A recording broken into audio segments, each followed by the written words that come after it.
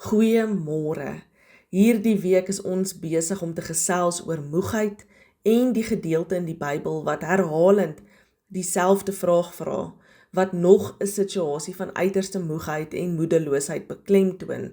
En dit lees ons in Psalm 13. Psalm 13 begin met 4 keer dieselfde vraag. Hoe lank gaan U my nog bly vergeet, Here? Vir altyd? Hoe lank gaan U nog van my af wegkyk? Hoe lank moet ek nog my eie planne maak en my dae met kommer deurbring? Hoe lank sal die vyand my nog oorheers? Die psalmdigter het 4 keer dieselfde vraag gevra. Wanneer laas het jy ook 'n soortgelyke vraag gevra? Oor geld wat druk, oor jou gesondheid, oor 'n stryd wat net nie wil ophou nie?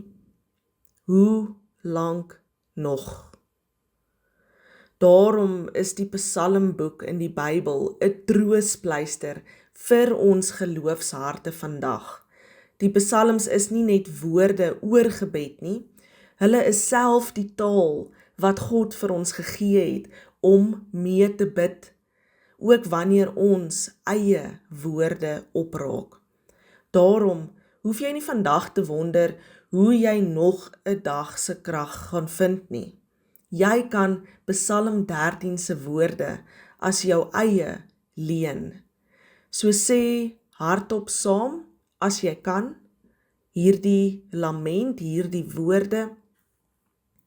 Hoe lank nog, Here? Hoe lank nog?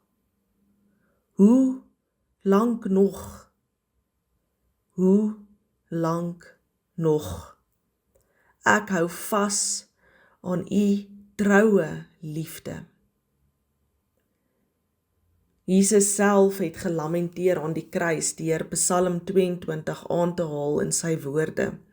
My God, waarom het U my verlaat? Selfs die Seun van God het dieselfde hoe lank nog diepe lament gebid. En juis daardeur het hy vir ons die pad oopgemaak om ons eie hoe lank nog met eerlikheid, met openheid en met vrede na die Vader toe te bring. So as jy vandag na hierdie boodskap tyd het in jou stil gebed, gaan bid hierdie hoe lank nog vra van jou. Vra aan God jou eie hoe lank nog vraag.